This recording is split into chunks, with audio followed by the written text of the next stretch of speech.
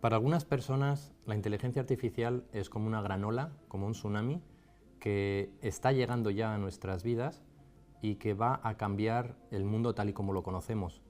Ante esa ola o ante ese tsunami tenemos dos posibilidades. Es resistirnos al cambio y negar su existencia y su capacidad transformadora.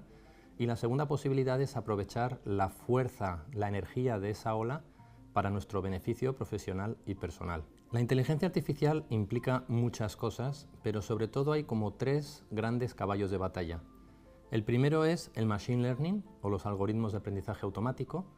El segundo es el IoT, Internet of Things, Internet de las Cosas. Y el tercero es la gestión de datos en streaming, bien con el 5G, bien con la nube, bien con ambos. Hay otros elementos que también son muy disruptivos, como puede ser la realidad virtual, la realidad aumentada, el blockchain, pero en este curso vamos a centrarnos en estos primeros tres elementos que he mencionado. ¿Qué se dice en los medios de comunicación? Se dicen muchas cosas.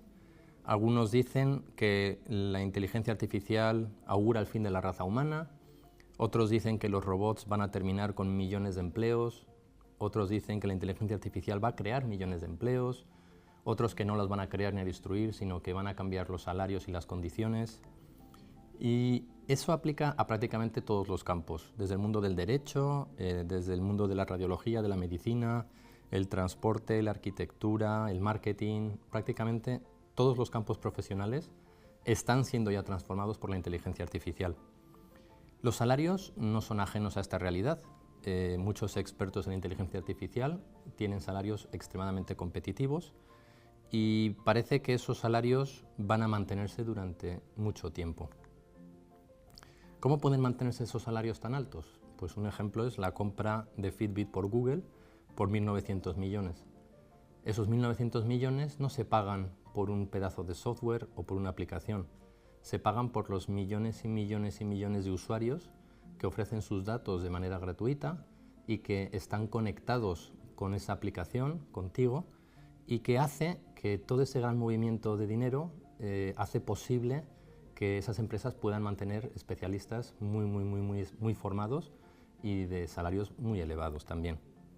Vamos a poner un ejemplo que está transformando la inteligencia artificial.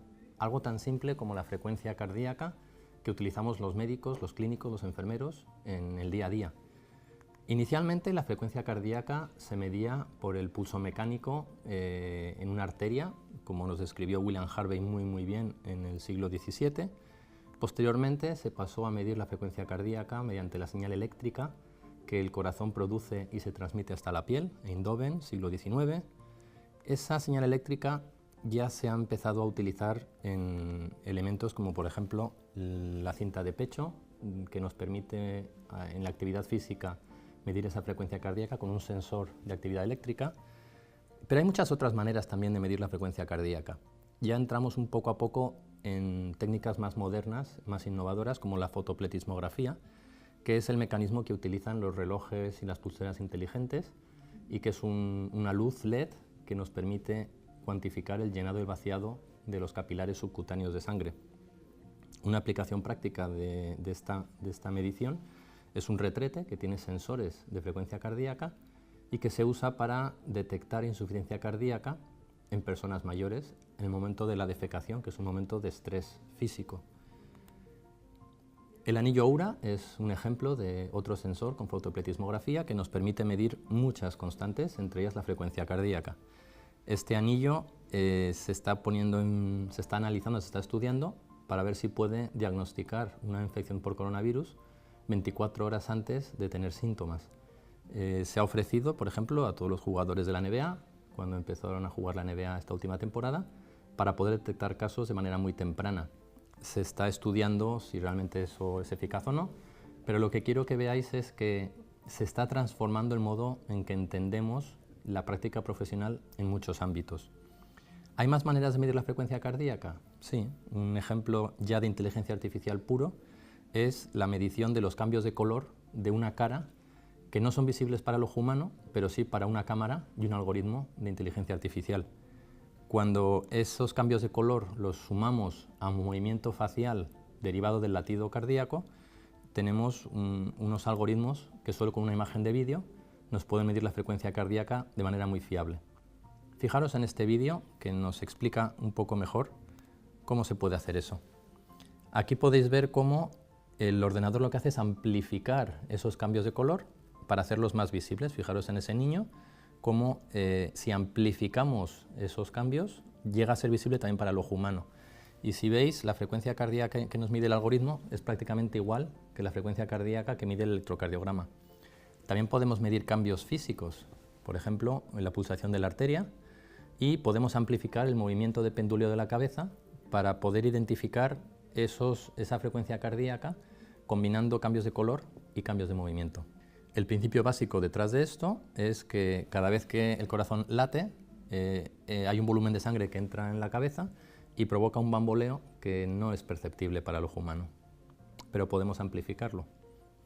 Y fijaros cómo la señal de nuestro aparato prácticamente es equivalente en 100% con la señal de la frecuencia cardíaca de un electrocardiograma profesional.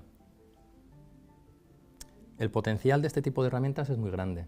Pensar, por ejemplo, en una cámara de vídeo en la entrada de un hospital que me permite detectar, como nos demuestra este estudio publicado en el JAMA, todos los pacientes que tienen una arritmia llamada fibrilación auricular, que es la arritmia de corazón más frecuente, más prevalente en personas mayores. Y la cantidad de información que podemos obtener de las personas solo por las imágenes, por ejemplo, de seguridad, cámaras de vídeo, es gigante y cada vez mayor. Y no solo eso, sino que se está investigando, como vamos a ver en este vídeo, con el uso de ondas de radio para poder seguir captando esas señales, no solo de movimiento, también de posición y también de constantes fisiológicas, como puede ser la frecuencia cardíaca o frecuencia respiratoria. Podéis ver aquí cómo un aparato con una señal de radio puede incluso captar la posición de las personas a través de los muros. De esa manera, en vez de tener una cámara de vídeo en cada sala de la casa o del hospital, bastaría con un solo emisor para toda una planta, por ejemplo, y con eso podríamos monitorizar pues, a un volumen más alto de personas con un coste mucho más bajo. Fijaros cómo funciona incluso con poca luz, porque no depende de la luz para hacer la medición. Fijaros que funciona con 4 personas simultáneamente, bajando escaleras, cambio de nivel de piso. Bueno, es una línea de desarrollo que promete mucho. Esa herramienta ya se está aplicando a drones para situaciones de emergencia, por ejemplo, ante un edificio en llamas, para poder analizar cuántas personas hay dentro, en qué posición, si se mueven o no, si respiran o no, sin necesidad de arriesgar la vida de un profesional, de un bombero o de alguien de emergencias. Y ya por último, hay todavía una herramienta nueva que ha publicado el Pentágono, que es un láser para identificar personas por su función cardíaca. De manera que incluso a 200 metros de distancia podemos identificar a una persona totalmente cubierta por la información de su función cardíaca, que es única.